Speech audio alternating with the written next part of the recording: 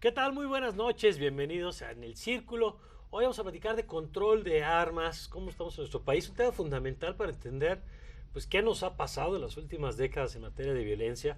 Y para eso nos acompaña Julio Sabines, especialista de seguridad y procuración de justicia. ¿Qué tal, Julio? Muy buenas Mario, noches. gracias por tenerme aquí. No, al contrario, está también Juan Ibarrola, periodista, especialista en Fuerzas Armadas, entre otras monadas que me estoy enterando que también hace. Juan, qué gusto. Gracias, Mario. Muy buenas noches. Mucho gusto estar aquí contigo, con la mesa tan maravillosa y con el auditorio. Gracias, Juan. También está Ricardo Márquez Blas, especialista en temas de seguridad también. ¿Qué tal, Ricardo? Gracias, Mario. Buenas noches. Y Roxana Juárez, especialista también en temas de Fuerzas Armadas. ¿Qué tal, Roxana? Buenas noches. Buenas noches. Bueno, pues empezamos y si quieren, lo platicamos ahorita antes de empezar el programa.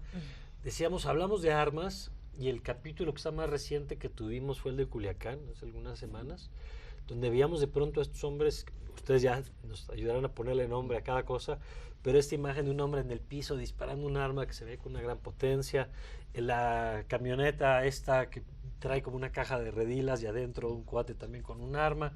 Y entonces lo que nos sorprendió quizá fue pues que decíamos el otro día, lo de Culiacán fue casi la primera crisis en tiempo real, transmitida a través de las redes sociales, donde no es la primera vez que lo vemos, pero sí quizá la primera vez que lo vemos en tiempo real durante tantas horas, amplificado en redes y en medios, y que genera una conversación de, pues, de dónde sacan esas armas y ante qué estamos. Entonces, si quieren, ponemos ese tema como de saque a la mesa. ¿Quién nos ayuda a empezar a entender qué fue lo que vimos? Mira, yo creo que la violencia que hemos visto en México viene relacionada en gran parte con el tema de las armas y viene vinculada a algo que tal vez sería interesante que el auditorio conociera, que es la liberación que hubo de la venta de armas de asalto en 2004 en Estados Unidos. En la administración del presidente George Bush, durante la era Clinton hubo una prohibición para vender armas de asalto, rifles semiautomáticos y automáticos. Para que no somos especialistas en armas, entonces, ¿cuál sería la diferencia entre de acuerdo a la segunda enmienda, ellos tienen el derecho a portar armas o a tener armas. Sin embargo, por más de 10 años hubo una prohibición de comercializar armas de asalto, o sea, metralletas, ametralladoras, fusiles, armas automáticas. Automáticas quiere decir que no hay que cargar cada tiro. De repetición. No es tiro a tiro, es repetición de 3 tiros o puedes aventar todo un cargador. Y que por lo tanto son mucho más destructivas. Digamos. Tienen un poder de fuego mayor que una arma que no es automática, que es tiro a tiro. Entonces, esas durante un tiempo estuvieron prohibidas. Estuvieron prohibidas hasta 15 años. Hasta 2004. Okay. Entonces, en 2004, de la mano, justo con el fenómeno que hemos visto del incremento muy fuerte en la violencia criminal en México, viene de la mano de esa liberación. ¿Por qué? Porque lo que hoy vemos es que el número, el diagnóstico que ha hecho la Secretaría de la Defensa Nacional, el número de armas que entran a México es muy elevado y en su gran mayoría provienen de Estados Unidos. Entonces, en su gran mayoría podemos detectar que viene de un mercado ilícito de armas que está proveniendo de gente que las adquieren, en su mayoría asumimos legalmente en Estados Unidos, tal vez para clubes, para asociaciones. Y después se traen ilegalmente acá. Y después se traen ilegalmente. Ahí es donde podemos partir que tenemos el origen del problema. Bueno, el problema de la violencia desde luego que tenemos en México está estrechamente vinculado con la disponibilidad de armas de fuego. 7 de cada 10 homicidios dolosos que se cometen en el país se cometen con arma de fuego. Y eso habla de la disponibilidad de este tipo de armas. Pero el tema de la disponibilidad de armas en México, en la sociedad mexicana, es un tema histórico. No es de ahora. No existe un cálculo de cuántas armas y en qué proporción de los hogares hay armas en México, pero es una altísima proporción de los hogares en México que tienen armas de fuego no en necesariamente su casa. Con esas características. Pero no con las características. Sí. Pero digamos, ya había un problema previo. Sí, es un problema histórico de la sociedad mexicana que acostumbrada o con mucha disposición a tener armas de fuego en sus casas con fines, digamos, defensivos, Ahora, de autodefensa. Estas armas que veíamos, vuelvo un poco al tema Culiacán, me imagino que cumplen con las características de lo que nos hablaba ahorita. Un poquito más, es decir, ya un 12.9, un calibre 50, como lo conoce la gente, es 12.9 el calibre exactamente. Estamos hablando ya de casi una artillería ligera, es decir, armas de gran... ¿Que el 12 punto qué es?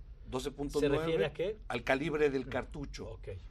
y ya ese es el calibre del arma. Ok.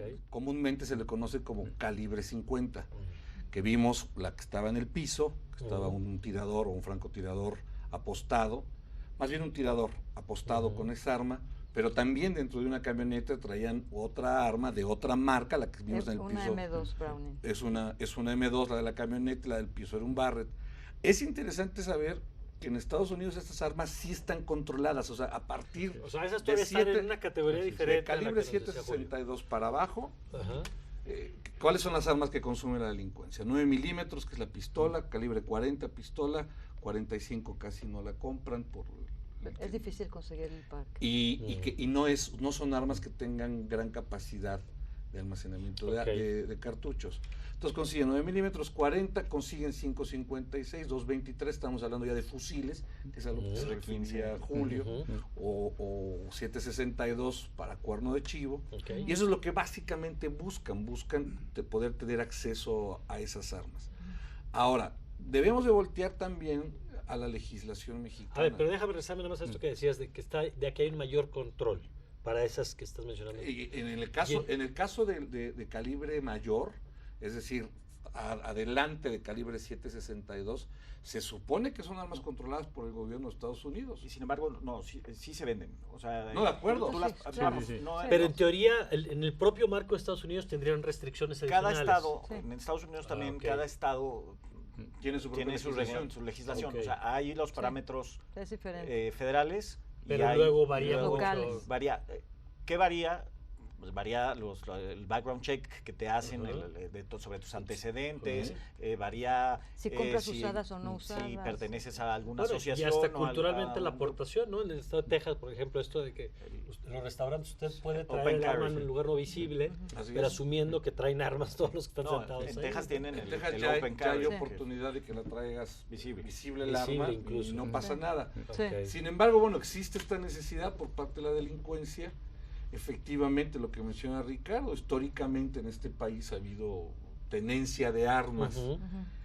Si la gente supiera lo fácil que es ir a la defensa y comprar un arma De manera legal. de manera legal y registrada, Ajá. justamente para que exista esto, que ha incrementado mucho, por lo menos de los últimos 10 años a la fecha. Ah, sí, ha- el ha- registro legal. ha incrementado por lo menos al doble la venta de armas legales para protección de tu casa, para protección de tu... Que son, tu- supongo que de calibre menor. Muy menor, calibre Sí. 380, que es lo que más se te El máximo. permite, el máximo calibre. Calibre.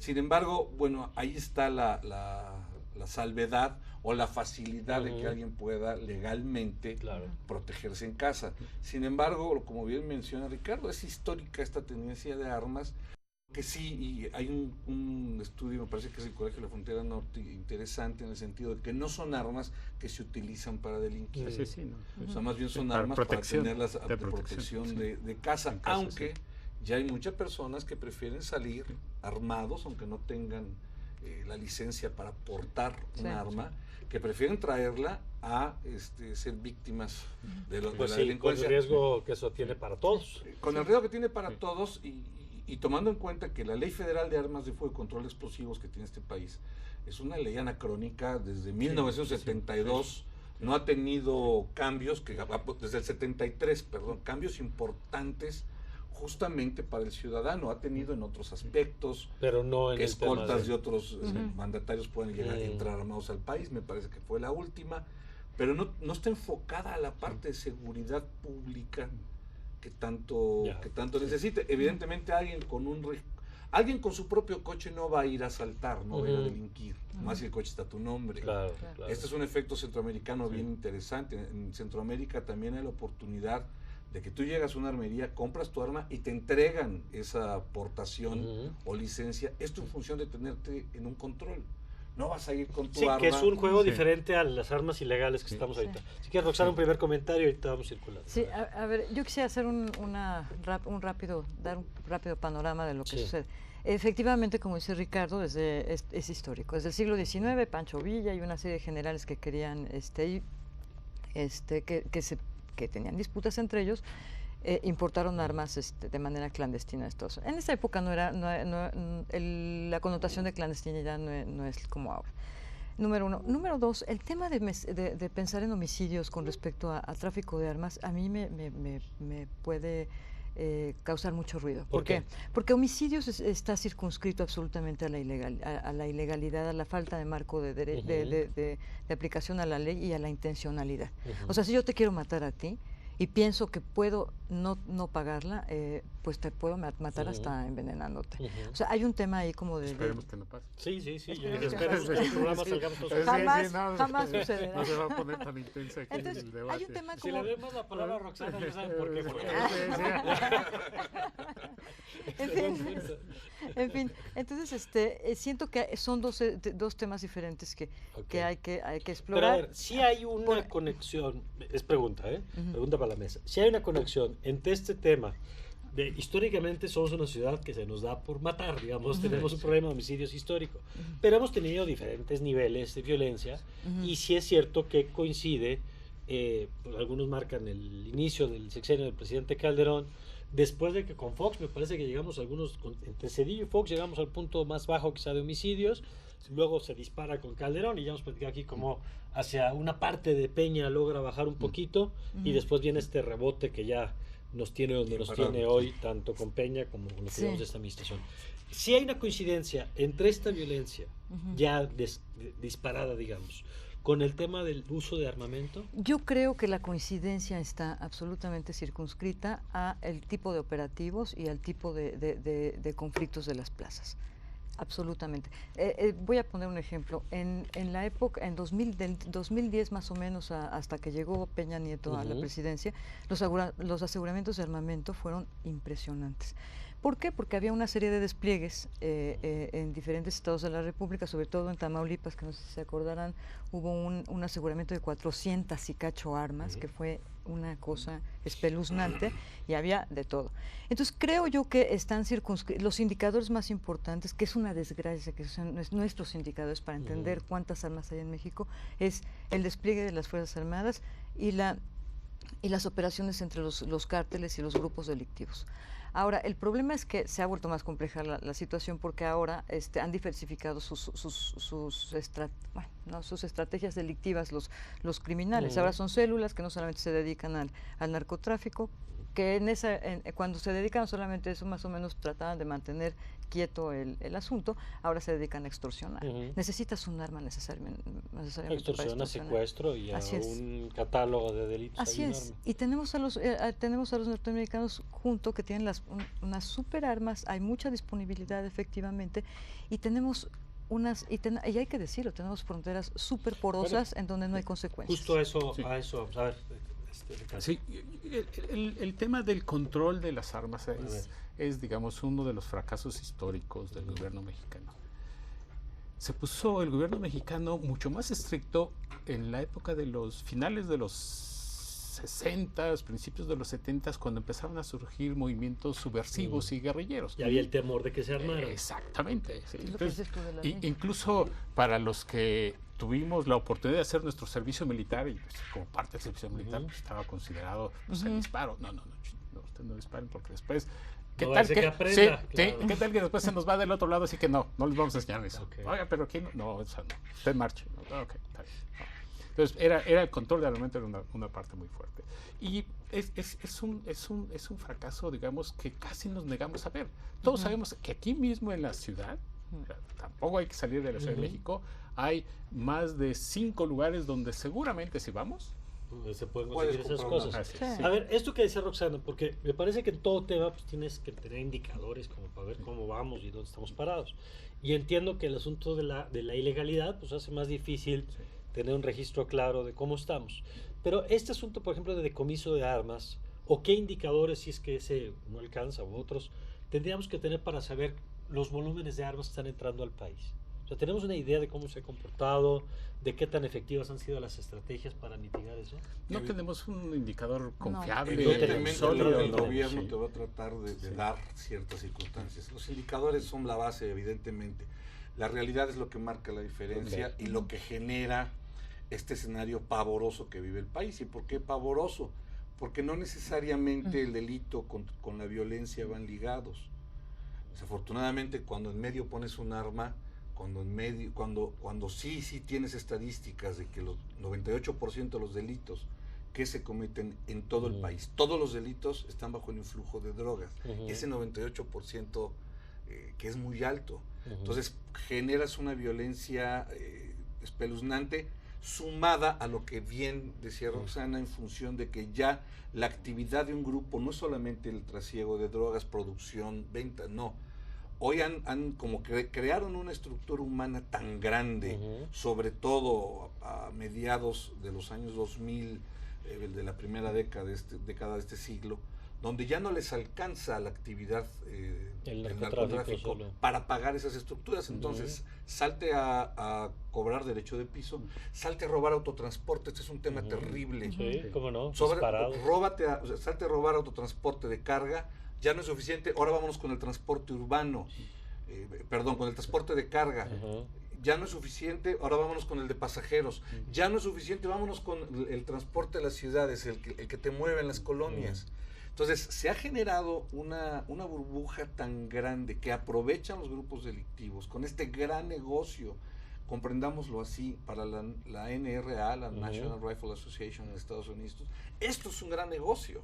Porque efectivamente, como bien decía Julio, pues alguien la pagó. El 93% de las armas que ingresan al país, su procedencia como marca es de Estados Unidos. 93%. 93%. Bueno, déjame hacer una pausa. Ahorita es que regresamos con esto.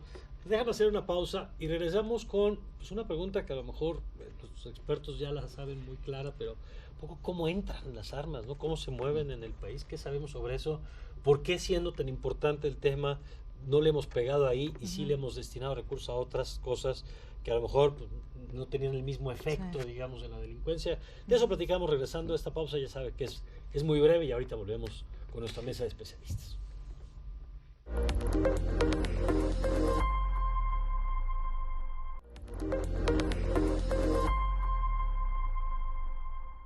Ya estamos de regreso con nuestra mesa de especialistas y nos quedamos platicando aquí pues un punto interesante. Decían, a ver, armas hay en otros lugares, armas ha habido en otros momentos en México, incluso mucho más accesibles de manera legal, y no era una violencia como la que tenemos hoy. Es la combinación de grupos delictivos con acceso a armas la que termina siendo un cóctel terrible para el país.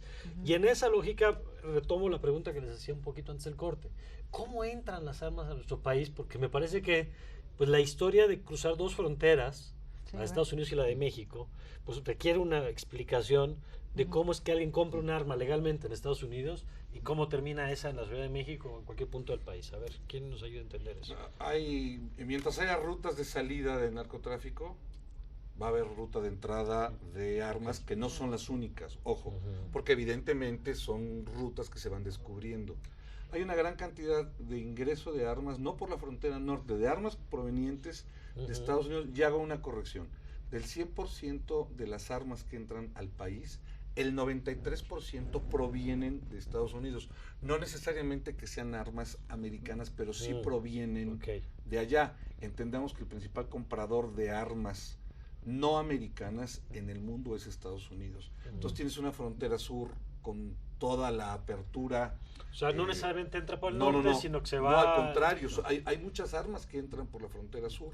Hay muchas armas que entran vía marítima, vía aérea. Tiene mucha razón. Entonces, y justamente es por eso, creo que es un tema de voluntades, es decir, ahora que se anunció tanto esta reunión con el canciller Ebrard y la gente de Estados Unidos, y que se va a llegar a algo... A mí me recordó de automático aquella operación Rápido y Furioso, donde el gobierno americano tomó armas que se supone que tenían rastreabilidad para poder saber en manos de quién mandó a México. Una de esas armas fue la que mató a una gente en la DEA en San Luis Potosí. Entonces, es un tema muy complejo, no lo digo por crítica al canciller. Creo que desde la parte diplomática no va a haber un avance, esto no tendría esa circunstancia. Entendamos esta situación como un problema multidimensional de seguridad nacional y multidimensional por todo. A ver, pero vamos a eso.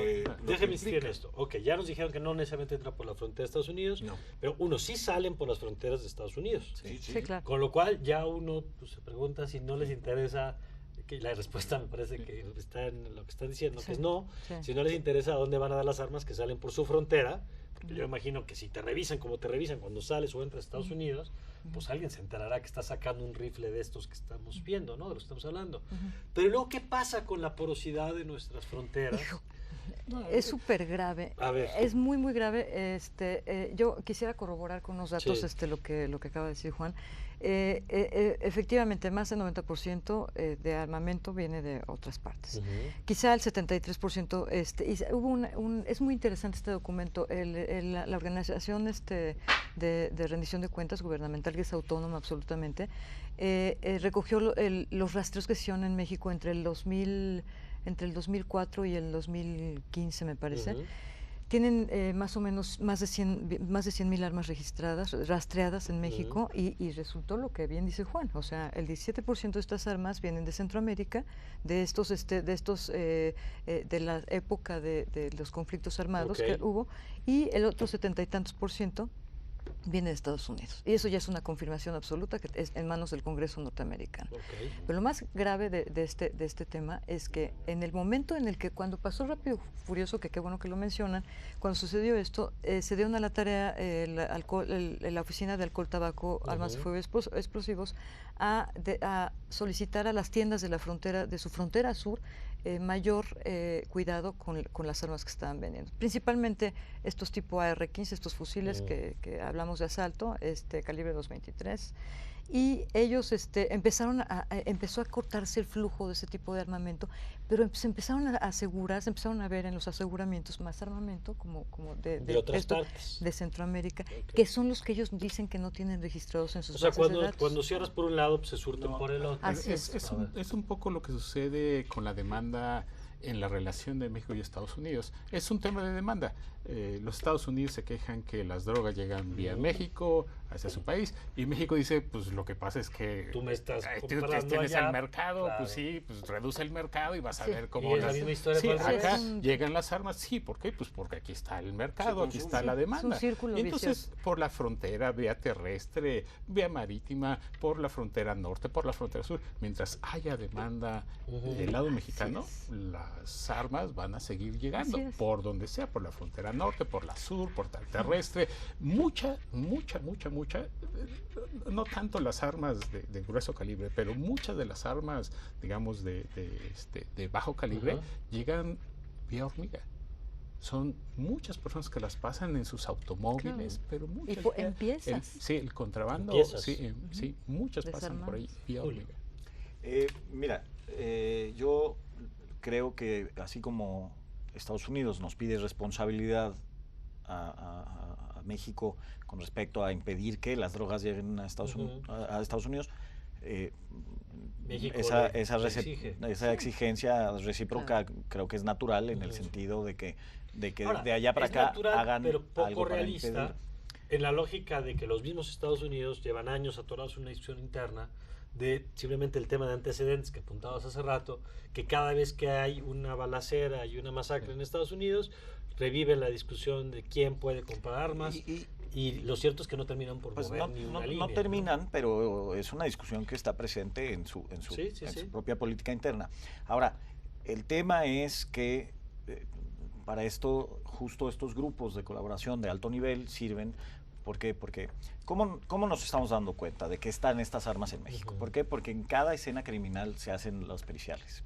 Entonces, cuando llegan las procuradurías estatales o las fiscalías o la Fiscalía General de la República, se apersonan y revisan, ¿no? Bueno, las escenas del crimen, entonces ahí rastrean. Y por los casquillos y por todo saben que por el tipo de cartuchos y porque además en muchísimas ocasiones es desafortunadamente tan abundante que se tiran estas armas. O sea, son muchos los grupos que se desprenden después de los enfrentamientos de las armas, porque es más fácil acceder a nuevas armas que escapar, huir portando las que tienen, en casos. Pero me refiero, así es como nosotros nos empezamos a dar cuenta de por qué están esas armas en México, cuando se hacen las periciales. Ahora, ¿qué pasa con nuestra relación? Nosotros le solicitamos a los gringos, hay acuerdos entre la TF y la Fiscalía General de la República, hay un programa que se llama Trace, hay varias varios mecanismos en las que tú le puedes hacer la forencia pericial al arma y no en todos los casos es imposible. Pero a veces Entonces, sí rastreas y dices, salió de aquí. En muchas ocasiones, Ok. en muchas ocasiones es rastreable. Y entonces ahí es donde nosotros necesitamos esa cooperación Ujú. y donde toma personalidad la demanda, porque yo creo que más que una solicitud es una demanda del Estado mexicano para los Estados Unidos en el sentido de que compartan esa información. ¿Qué sucede en los hechos? En los hechos sucede que tú le mandas la información pericial a las agencias, ya sea al FBI o a la ATF, y no te contestan. A ver, pero o te nada más para contestan reforzar esto y que estás pasan diciendo. meses en los que tú tienes O sea, lo que- impedida tu Lo que investigación. tú nos estás diciendo es que si Estados Unidos quisiera, y ahorita vamos a platicar de lo que nos toca hacer a nosotros, Sí. más allá de lo que pase, pero Sí. bueno, me parece válido decir, pues, qué es lo que tenemos que plantear nosotros. Pero si entiendo lo que estás diciendo es que es posible saber específicamente dónde se vendió el arma que después termina provocando el homicidio en Veracruz, en Sí. la Ciudad de México. O sea, en muchas ocasiones sí podríamos tener En más el de la mapa mitad. perfectamente. de Aunque dónde los se grupos criminales tienen armerías, especialistas que se dedican a borrar números de serie, también los peritajes balísticos son bastante serios Que te y permiten llegar a Ok. rastrear el origen. Pero una investigación no puede avanzar si tu proceso de comunicación va a tardar meses. Y si en- no hay en- voluntad en- ahí de arreglar, y- ¿no? O sea, Pues, estoy de acuerdo con lo Ajá, con con lo que Julio. dice. Sí, hay una cosa bien interesante. Lo que dice la cooperación es importantísimo. A ver, en la época de Calderón, que hubo cooperación absoluta con los norteamericanos, estos rastreos, lo cual prueba lo que está diciendo, estos rastreos eran inmediatos, porque había una Ok. colaboración, o había esto de la iniciativa Mérida, estaba iniciando, etcétera, y podíamos tener. Las periciales lo que hacen, que es muy interesante, es que tienen afortunadamente la forma, por ejemplo, en el caso de los cuando rayan, tratan de borrar los números de números de serie, serie, ¿no? tienen un sistema químico para poder sacar los Ok. números. En el caso donde ya perforan, bueno, ya es imposible, pero sí hay posibilidad.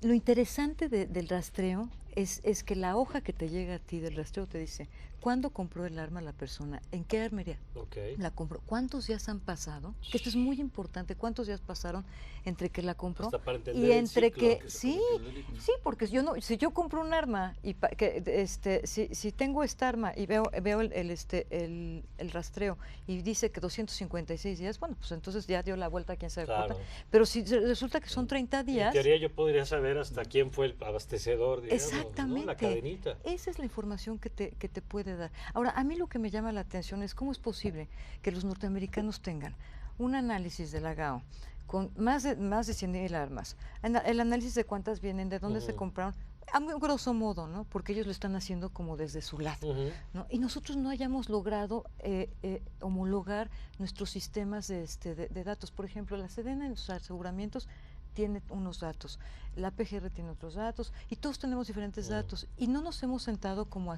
homologar Ok. estos. A tener una Ah, lectura nacional, digamos, Había, del tema. sí, había un GC Armas, había un grupo, ¿Un qué, perdón?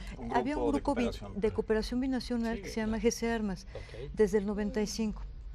Se sentaban todas las instancias, la Fiscalía General de la República conducía este grupo y había un intercambio de información y también con los norteamericanos. Realmente nunca fuimos capaces de definir estrategias claras, pero bueno, por lo menos estabas comunicado y yo creo que ahí se pudo haber iniciado esta homologación de datos. Ok. En fin, yo creo que nos faltaría hacer eso y bueno, y otra cosa rápidamente. Volviendo al tema del negocio de la National Rifle Association, yo creo que el negocio más grande para ellos está al interior de los Estados Unidos. Les voy a decir por qué. Hay un think tank que se llama Global Integrity, Financial Global Integrity, que te dice que el tráfico de armas más rentable es el de armas. O sea, está en el octavo lugar. Antes que ese tráfico tan rentable están los animales, el tráfico de maderas preciosas, pero en primer lugar está las drogas y en segundo está el tráfico de personas. Entonces tendríamos que también entender hasta dónde es rentable al interior o al exterior de nuestros países. En fin. Juan. Y definitivo, los datos que son completamente exactos también van en función de lo que pueden ser otros subnegocios, es decir, Browning no va a vender directamente armas a los delincuentes, o las armerías famosísimas, el propio Walmart, Academy, Cadelas, en fin, todas esas tiendas donde se encuentran armas como dulces, no las van a vender directamente. Aquí hay un factor de realidad, yo creo que es importante entenderlo.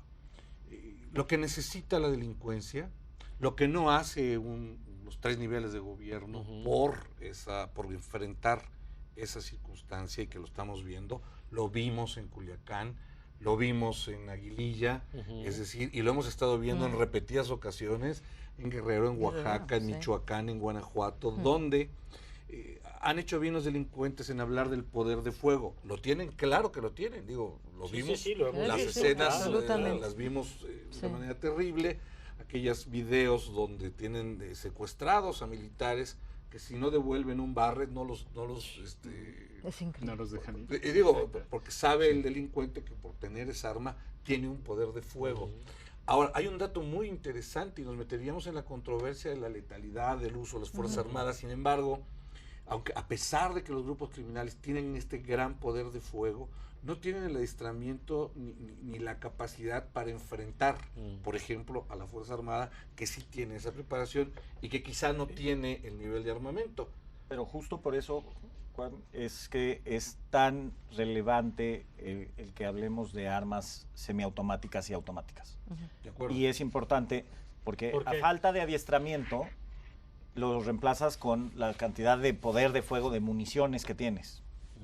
O sea, yo no le atino, pero puedo... Pero tengo una ametralladora, una M2. Entonces en algún momento es posible que la atine, más probable que si tengo... o sea, tu poder de fuego el daño que existe a partir de ello, es decir, que es lo que ves en las calles. Ahí comparémoslo con el tema de los delitos, comparémoslo con el tema de los homicidios, o sea, la cantidad de homicidios que se dan y cómo se dan. Mucha gente todavía está pensando que es el Estado mexicano contra los grupos delictivos los que producen esta gran cantidad se ha de muertos, dicho, ¿no? Yo te me decía alguien con gran sensatez, se supone que el gobierno ya se retiró de la lógica de los enfrentamientos y ahora tenemos más muertos. Pues entonces hay que alguien nos dé una explicación.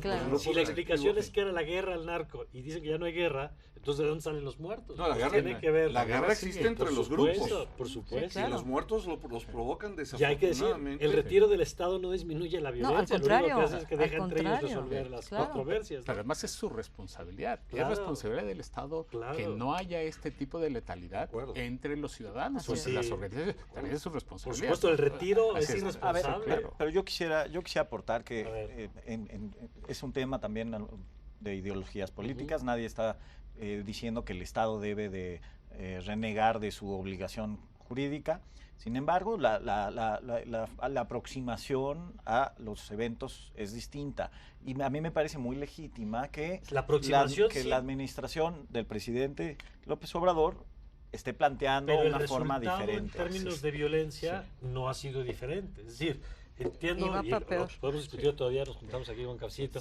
Entiendo que el discurso y la aproximación puede ser distinta, pero hasta ahora lo que hemos visto por el número de homicidios es que si la premisa es que nosotros nos retiramos y como una manera de enfocar de manera distinta la violencia, pues eso no ha reducido la violencia. No, porque no tiene esta correlación completamente exacta, justo por los factores multidimensionales de los que hablamos. O sea, hay otros elementos que pueden estar incidiendo particularmente. Por eso, si contamos la violencia solo a partir de homicidios, por ejemplo, pues tenemos que estar revisando en qué estados se están dando, por qué, en qué características, o sea, cuando hay enfrentamientos específicos. Claro. O sea, vamos, lo importante para comentar con el auditorio en estos casos es, yo creo que no son blancos ni negros, aunque los políticos quieran hacerlo parecer de esa forma, ¿no? Si lo hago de una forma o no. Yo creo que todos estamos de acuerdo. Todo gobierno tiene el derecho a organizarse como mejor le convenga o de acuerdo a su perspectiva de las cosas, como ese gobierno crea que puede solucionar los problemas. Pero también creo que todos estamos de acuerdo en que si cualquier gobierno se organiza de una manera para solucionar un problema y ese problema no lo soluciona, no se está solucionando, como es el problema de la violencia, no es solamente el tema de los homicidios, sino es el tema de la violencia, los robos, todo, está obligado a rectificar.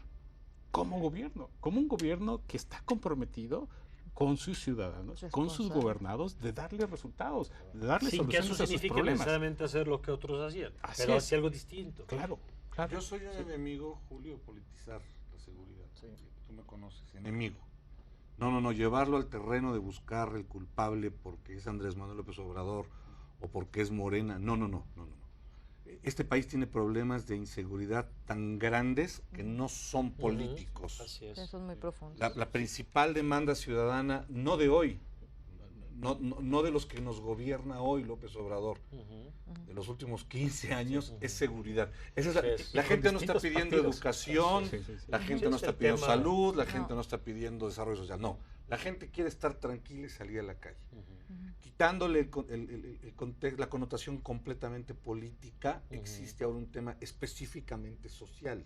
Y también existe un problema específicamente de gobernanza, donde tú tienes una debilidad municipal, tienes una debilidad Así es. estatal y tienes una debilidad federal, no de hoy, Sí, claro. de por lo menos los Claro. últimos 3 sexenios, Sí. tienes el resultado que está Claro, ahorita. claro. Ujú. Y tienes niveles de violencia, de impunidad, que es creo que el peor cáncer Sí. que Sí, tiene lo este que decía país. Roxana al principio. 98% de los delitos, simple y sencillamente, No tiene ninguna Sí. culminación. no tienen ninguna consecuencia. Así es. La falta de gobernabilidad y de contundencia de gobierno municipal, que es donde encuentras las armas. Tú no vas a encontrar grandes arsenales en la Ciudad de México. Vete a las sierras de Oaxaca, vete a las sierras de Guerrero, vete a las sierras de Michoacán, y en diferentes municipios intransitable. Lo vimos en Veracruz, en un enfrentamiento de la población contra los militares, lo que estaban teniendo una bodega con armas. Y ese era No lo que estaban querían que resguardando. fueran por ellas. No. Esto es un trabajo del Estado mexicano. Así es. Quitémosle Bueno, Y justo sobre eso, vamos a hacer un último corte y regresamos con esto que estamos diciendo ahorita. A ver, ¿qué es lo que tendría que estar haciendo el Estado mexicano? Y por Estado mexicano pasa desde la revisión del marco legal, ¿no? Esta parte que decías ahorita de, pues a ver, desde el 73 tenías una ley, pues a lo mejor el 73 para acá se han cambiado algunas cosas que No, tendríamos que estar definitivo, revisando. definitivo. ¿Qué pasa con el tema de los controles? ¿En qué nivel? Si es en el nivel municipal, si es en nivel estatal, si es en nivel federal, si tendríamos que revisar tratados. En fin, platicamos regresando para que no se quede nada más con el asunto de, ok, tenemos esta bronca hoy, una bronca que venimos arrastrando, pero que hoy toca resolver y que vamos a discutir pues, cuáles serían los pasos a seguir. Entonces platicamos en el círculo regresando a esta pausa.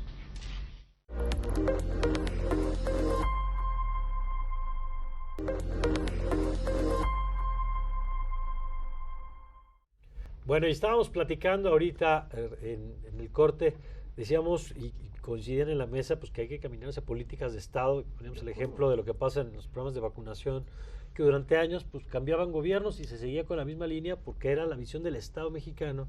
Y en seguridad no hemos logrado construir, ¿no? Desde hace muchos años, si uno revisa simplemente la historia reciente de Zedillo para acá, pues creación de instituciones, desaparición de instituciones, desde la Secretaría de Seguridad Pública que va y viene, Policía Federal que va y viene, el tema de las Fuerzas Armadas, en qué rol, con qué marco legal, y no nos hemos logrado poner de acuerdo en una política de Estado, pero justamente para poner, como ustedes como especialistas en la mesa, pues cuáles serían esos temas de política de Estado que tendríamos que estar revisando. Lo hemos hecho en otros campos como fortalecimiento de policías locales, por ejemplo, fortalecimiento de capacidad de inteligencia del Hasta en Estado, turismo, el tema de caray. finanzas, ¿no? Pero en el caso de las armas, ¿cuáles serían los pilares de una política de Estado? Mira, Mario, primero que nada, el diagnóstico es, creo que claro, hay muchas armas y estas armas son el combustible que tienen los grupos criminales para poder ejercer sus acciones violentas en el ámbito que sea de tráfico, de extorsión, de secuestro, etcétera. Dos, no estamos necesariamente hablando de pistolas y no es por tomar partido sobre una por encima de la otra, pero en esencia lo que encontramos en las escenas criminales es que la mayoría se dan, la gran abrumadora mayoría se dan con armas de asalto. Y este poder Entonces, de fuego que hablaba Juan hace rato. también porque en México también vamos a tener el debate sobre el derecho que tiene cada quien de defenderse y de tener armas en su casa, etcétera. Entonces, el arma que tú puedes tener tu derecho a aportar o a tener en tu domicilio para tu defensa personal debe ser una pistola, y esa no es la que nos está ocasionando los El índices problema. de violencia. Ok. Entonces, con estos 2 puntos podemos partir hacia qué políticas públicas se están dando.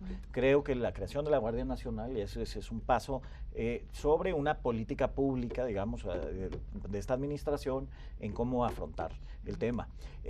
Pero fuera del debate, responsabilizamos de forma muy consuetudinaria a la autoridad federal y dejamos a la autoridad local. Entonces, es importante que empecemos a hablar de corresponsabilidad. Por ejemplo, en el tema de armas, ¿quién regula o qué responsabilidad tienen los diferentes niveles de gobierno? Es federal. Es federal. Y ahí una es ley donde federal. municipios y estados Totalmente. Se lava las manos un poquito. Se dejan la responsabilidad. Ok. Pero en el ámbito, o sea, de la violencia que se produce con estas armas, es que también las autoridades estatales tienen que jugar un papel mucho más relevante. Ok. A ver, A ver, Ricardo. de acuerdo a lo que dice Julio. Sin embargo, creo que hay que poner énfasis, como cuando se quiere resolver cualquier otro problema, en los orígenes. Es decir, ¿qué es lo que motiva que haya armas? A nivel, digamos, individual, de ciudadanos, caseros, ¿por qué hay armas en las casas? Por la inseguridad. ¿Por qué no se sienten seguros? Porque no sientes que el Estado te protege. Así es, tienes entonces que bueno, hacerlo. yo tengo mi arma y Claro. si se mete alguien lloren o en alguien mi me quiere casa. quitar Sí, el sí, coche, exacto. etcétera, mira, mejor tengo ahí lo mío, ¿no? Entonces es una fuente de demanda. De acuerdo. La otra fuente de demanda son los grupos organizados de estas armas de grueso calibre. Y ahí tampoco el gobierno mexicano tiene una política definida para contrarrestar las acciones del crimen organizado. A ver, y pregunto por eso, ¿qué tendríamos en ese segundo plano? Porque coincido que ahí está el primero, pero que la violencia que hoy tenemos es del segundo.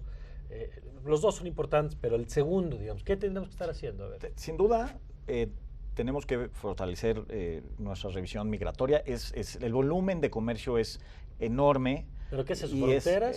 pero sí, o sea, hay que invertir hacia tecnología en nuestras fronteras Sí, y como en, nuestros, aduanas, por y en ejemplo. nuestros puertos, particularmente.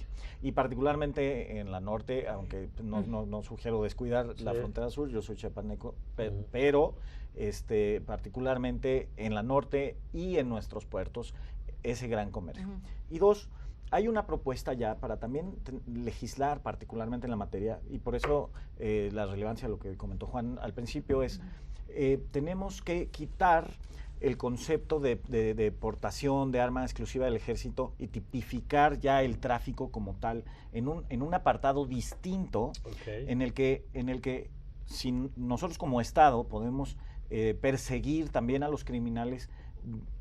¿Por qué? No ¿Porque eso nos daría más individualmente. dientes? Sí, más dientes y a lo mejor nos permite avanzar hacia reducir la impunidad que hay, ya que, mira, yo creo que uno de los grandes problemas de la criminalidad es que se trata de forma individual el tema y somos muy poco eficientes en hablar de organizaciones. Claro, y que de son grupos, redes. Que no, son redes. No es la persona que trae el arma, sino es la red que le permitió adquirir la desarmería que Claro. cuentan ustedes en Estados Unidos hasta que llega al lugar donde se somete el crimen. Si podemos tipificar también esto como red y también darle el tratamiento beligerante que tienen a los grupos para que también el Estado pueda utilizar un armamento adecuado para Ya. enfrentarlos. A ver, Juan Roxana. No creo que sea un poco el enfrentamiento entre el Estado, es decir, de Fuerzas Armadas definitivamente no hay forma, es decir, un enfrentamiento entre Fuerzas Armadas y criminales, siempre las van a llevar de perder los criminales, y ahí tenemos una realidad. Donde sí, y lo vimos en Aguililla, 14 elementos de la Policía Estatal muertos porque no tenían, olvídate de armamentos, unidades vehiculares, equipamiento adecuado, un chaleco que pueda, que no esté caduco, capacitación total, adiestramiento, unificación. Sí, a ver, migrar a la realidad de hoy, lo que una política pública podría ser y quiénes son los responsables. Donde interviene el Poder Legislativo, donde A ver, ahí, evidentemente ¿qué le tocaría, por ejemplo, al Congreso? legislar para que un estado o un municipio puedan tener, por ejemplo, una coadyuvancia, sé que es complicado, pero para que se puedan perseguir ese tipo de cosas. No se meten. Los estados y los municipios están acostumbrados a dejar cualquier cosa que tenga que ver con un arma de uso exclusivo de las Fuerzas Armadas, el problema deja de ser delito común. Tienes un calibre menor y entonces sí lo toman, pero coincido, No es el calibre menor el que genera este nivel de violencia y el nivel de delitos que tiene el país. En el tema Entonces, del Ejecutivo, por ejemplo, ¿qué tendríamos que estar haciendo distinto en términos de estas redes de las que hablaban ahora? De entrada, creo que dejar en manos de la realidad, no del discurso, y esto lo digo con respeto y con responsabilidad para el señor presidente, entiendo su función, pero ya no es este discurso el que abona. ¿Y por qué? Porque estamos viendo, o lo está percibiendo la delincuencia como una debilidad cuando no lo es. Y esto es importante, o sea, el presidente no es un presidente débil, el presidente no tiene un Estado débil, un Estado mexicano débil, pero el enfrentamiento que quieren provocarle diferentes grupos, como ya lo vimos, pues esa es la parte grave. El presidente debe de dejar, creo yo, lo digo con respeto, a un lado esta circunstancia para que se pueda equilibrar con la realidad. ¿Cuál es la realidad? Los grupos delictivos no van a dejar su actividad. Los grupos delictivos lo que necesitan es concentrar mayores espacios. O sea, ¿tú ¿Por te qué? refieres al discurso del fuchi, guácala? No abona para nada, insisto, lo digo con respeto para el presidente, sé por qué, o entiendo por qué lo hace. No, aquí es un poco entender cuál es esta realidad que no la tuvo Peña Nieto, que no la tuvo Calderón, mucho menos la tuvo Vicente Fox. Hoy tenemos una circunstancia distinta, hoy tenemos una verdadera base social protegiendo ¿Tú grupos ves un delictivos. escenario más complejo incluso Sí, pero que por los supuesto sexenios que sí, anteriores? por supuesto que sí, Ok. porque el enfrentamiento a la autoridad, en este caso Fuerzas Armadas o Es Fuerzas distinto. del Orden, es distinto. Ok. Y lo empezamos a ver con todos estos videos que salían de mujeres y niños queriendo agarrar a pedradas y a palazos y a escopitajos a soldados y marinos, contra la violencia que sí están ejerciendo contra esa policía municipal y estatal, que valdría mucho la pena revisar, no lo digo que sean todas, en una colusión, quizá ya sin encontrar otra salida, es decir, ese policía Sometido, que prefiere someterse Pues sí, o a que lo maten. a la delincuencia, a que lo A ver, maten. Roxana, retomando esto de qué tendríamos que estar discutiendo en el Congreso, en el Ejecutivo, en el Poder Judicial, Claro, incluso el Poder si le Judicial. toca también una parte de esto. Yo creo que lo primero que deberíamos hacer es tener un diagnóstico, Mm. que no tenemos. O sea, realmente todo esto que estamos platicando es con base a que, bueno, aquí las personas con las que comparto la mesa, que es un honor, son personas estudiosas del tema, pero realmente en general no tenemos un diagnóstico correcto. O sea, no tenemos, insisto, una base de datos homologada, no tenemos un ¿Qué le procedimiento. tocaría, por ejemplo, a quién? Porque al momento se hablaba A del ver. Sistema Nacional de Seguridad Pública y luego se hablaba del Comisionado de Seguridad. Hoy tenemos un Secretario de Seguridad Pública. A mí incluso me causa hasta la Tenemos duda un secretariado. de quién tendría que tener para empezar el diagnóstico, ¿no? Yo creo no sé que si yo está- creo que los datos que por ejemplo que tiene la fiscalía son muy importantes Ok. y yo creo que la fiscalía se tendría que comunicar con las otras fiscalías Para acerca de las tener armas, un concentrado pero por de- principio de cuentas todas las que estén involucradas en temas en delitos federales es muy importante, Ok. porque a mí me tocó ver una práctica en donde de veras me doy cuenta que no nos tomamos en serio el tema más que en el terreno del discurso político. En el terreno del discurso político pareciera muy serio, pero en el terreno de las prácticas gubernamentales no existe tal seriedad. Por ejemplo, cuando llega un aseguramiento de 30 kilos de coca, 50 kilos de marihuana y 30 armas, el fiscal sabe que el juez le va a dar inmediatamente los 12 años por delincuencia organizada, los tantos por las drogas, y si tiene vínculos con el cártel del Golfo, bueno, pues ya, listo. Y las armas no profundizamos en seguirlas investigando. Para cubrir el expediente muchas veces solicitamos el rastreo, y eso hasta últimamente, después de la iniciativa de Mérida, pero pues ¿cuál rastreo antes? Entonces, solicitamos el rastreo, pero es para cubrir el expediente, no es absolutamente para tener un O sea, diagnóstico. hoy no es una prioridad o no ha sido una prioridad el tema de las armas como la estrategia de combate a la delincuencia. En la práctica, en el terreno de los hechos, No. no. Yo creo que tendría que haber, desde hace tiempo, pero más ahora, una revisión profunda de nuestras Fuerzas Armadas acerca de la idoneidad, la pertinencia de su equipamiento y de la estrategia de despliegue que va adjunta a ese equipamiento. Sin duda, como dice Juan, las capacidades de fuego de las Fuerzas Armadas son muy superiores a las de los delincuentes. El tema, es una de las cosas que mostró Culiacán, es si esas capacidades superiores de fuego son las adecuadas para imprimir superioridad en un terreno urbano como el de Culiacán. Y ahí creo que no. Sin duda el ejército pudo haber sacado tanquetas, por ejemplo. Pero la capacidad de fuego que tiene una tanqueta es no usable. Sí, de enfrentarlos en Culiacán les hubieran ganado. Ahí sí pero el daño hubiera sido... Así es.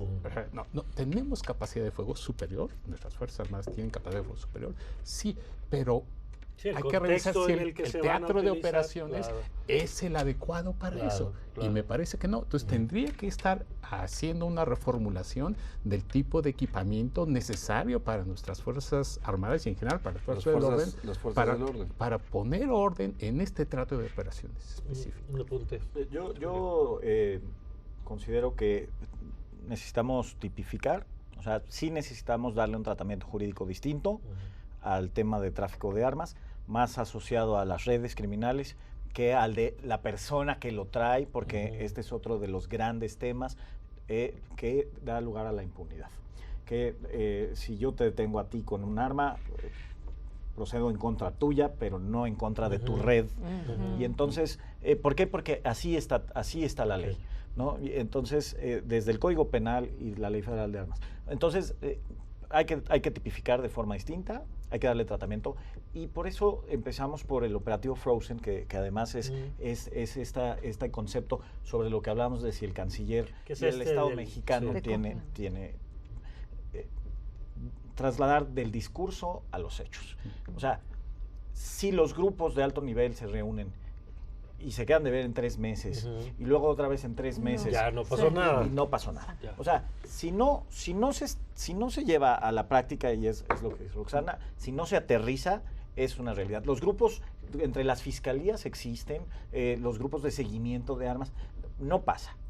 No pasan los hechos, ¿por qué? Porque además estamos abrumados con la cantidad de delitos que hay, se necesita personal, se necesita capacitación. Especialistas. Pero lo que han planteado aquí Pero me como- parece... Claro, Perdón, Ricardo. solo concluyo. Claro, Como política pública necesitamos ir por estos dos Ya. puntos.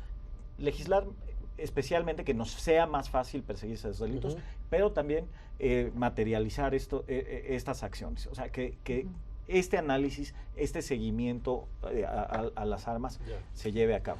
Pues yo creo que después de esta mesa, pues nos ha quedado muy claro la complejidad, primero, del tema. ¿Me permitirías decir algo por supuesto, rápidamente para Sí. terminar?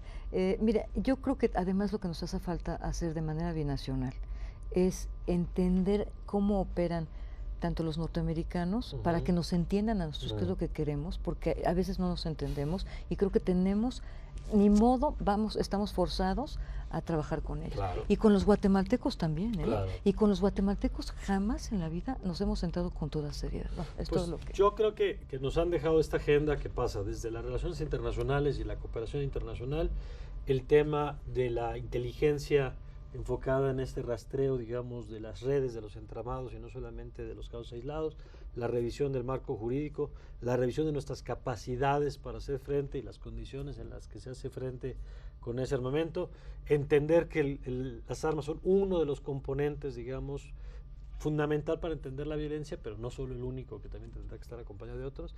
Y pues lo decíamos ahorita un poco en broma, pero creo que será en serio, que muy pronto tendremos la repetición de esta mesa para ver qué se ha movido, si pasó lo de Estados Unidos, si la discusión pues se amplió a esos otros aristas que están poniendo ustedes sobre la mesa. Yo les agradezco mucho que nos ayuden a entender estos asuntos Al tan contrario, complejos. y ojalá Muchas que no sea gracias. reunirnos por una situación grave como la que se vive en Así es. Culiacán o de otro Sí, tipo, ojalá. como Así la es. que se Ojalá vive que en sea el por país. un avance. Ojalá que sea por un avance. Así es, Juan, gracias, Roxana, gracias, Gracias. Julio, Ricardo. Gracias. Muchas gracias. Gracias. Y gracias sobre todo a usted por habernos acompañado en esta nueva emisión del Círculo, donde pues entendemos mejor los temas que nos están afectando como país. Ya sabe que yo le invito a que continúe con nuestra programación y nos vemos en la próxima emisión con más de estos temas. Yo soy Mario Campos y le deseo, como siempre, que tenga usted una magnífica, pero una magnífica noche.